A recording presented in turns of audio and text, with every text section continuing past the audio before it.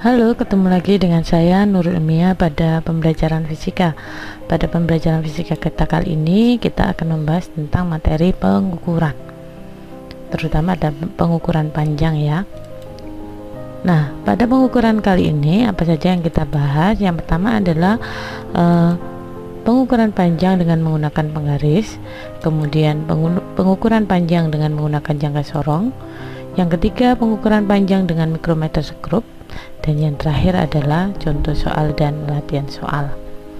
Oke, kita mulai pada pengukuran yang pertama, yaitu pengukuran panjang dengan menggunakan penggaris. Nah, ini adalah gambar penggaris.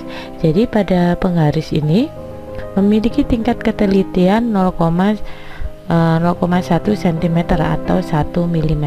Nah, tingkat ketelitian ini didapatkan dari skala terkecil yang dimiliki oleh alat ukur. Nah, karena skala terkecil yang dimiliki oleh penggaris ini adalah 1 mm, maka tingkat ketelitiannya adalah 1 mm atau 0,1 cm. Nah, alat ukur yang kedua adalah jangka sorong. Nah, pada jangka sorong ini memiliki tingkat ketelitian 1/10 dari tingkat ketelitian penggaris, yaitu 0,1 mm atau 0,01 cm. Nah, pada pembacaan alat ukur nanti, bagian yang terpenting adalah skala. Ada dua skala yang dimiliki oleh jangka sorong. Ini skala ada dua. Yang pertama adalah skala utama. Ini yang bagian atas adalah skala utama.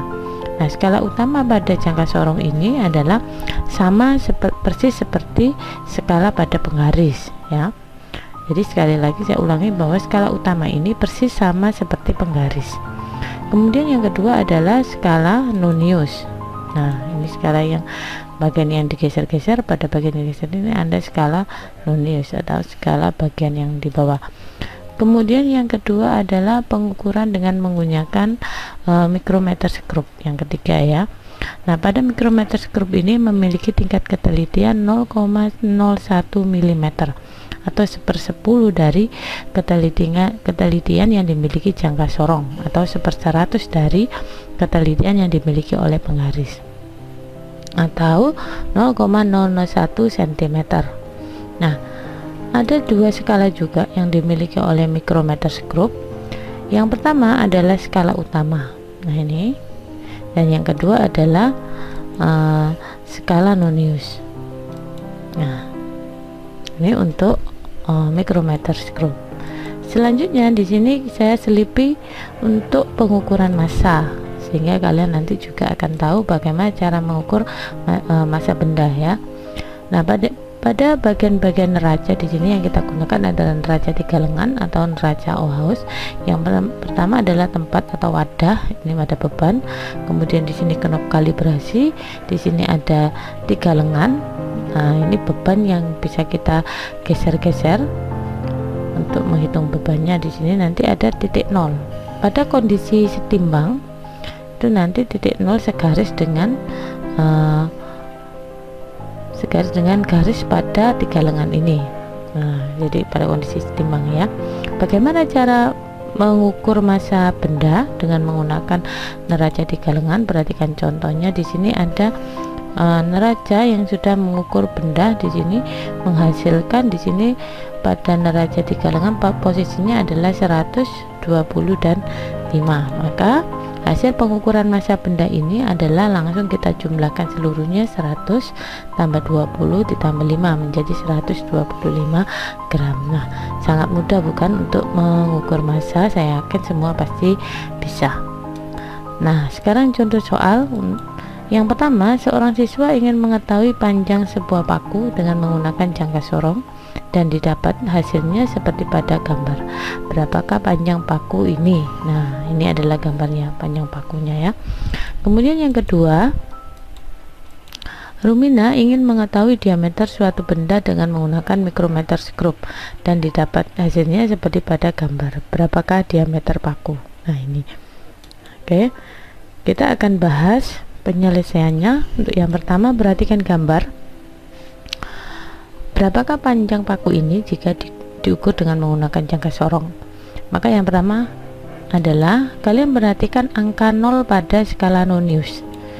Nah, kalian perhatikan angka 0 pada skala nonius ini terletak pada skala utama berapa?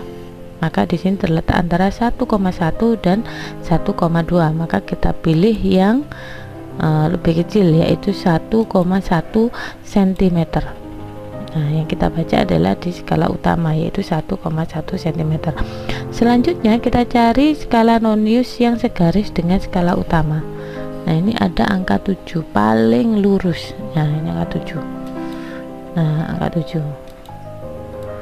Angka 7 ini adalah skala nonius yang segaris dengan skala utama. Maka hasil pengukuran panjang paku bisa kita tuliskan 1,1 cm ditambah dengan angka 7 dikalikan 0,01 cm. Nah, 0,01 itu adalah tingkat ketelitian dari jangka sorong, sehingga di sini 1,1 cm ditambah 0,07 cm menghasilkan 1,17 cm. Nah, maka panjang paku adalah 1,17 cm. Ini untuk pengukuran dengan menggunakan jangka sorong. Yang kedua adalah pengukuran dengan menggunakan mikrometerskop. Coba kalian perhatikan di sini. Yang pertama adalah kita cari skala utama yang berimpit dengan skala nonius. Nah, di sini ada 1,5 mm ya, 1,5 mm. Selanjutnya kita cari skala nonius yang segaris dengan skala utama. Nah, di sini kita anggap 30, angka 30. Maka cara penulisannya adalah 1,5 mm ditambah dengan 30 dikalikan 0,01 mm. Nah, 0,01 mm itu adalah tingkat ketelitian dari mikrometerskop, sehingga hasilnya 1,5 mm ditambah 0,30 mm menghasilkan 1,8 mm, sehingga diameter yang dimiliki paku adalah 1,8 mm. Oke. Untuk mengasah pemahaman kalian tentang materi pengukuran ini, maka yang pertama ini ada soal yang saya berikan. Yang pertama adalah Poniman ingin mengetahui diameter dari sebuah magnet dengan menggunakan jangka sorong dan didapatkan hasilnya seperti pada gambar. Berapakah diameter magnet tersebut? Ya. Kemudian yang kedua adalah Yanti ingin mengetahui tebal sebuah benda dengan menggunakan mikrometerskop dan didapatkan hasilnya seperti pada gambar ini.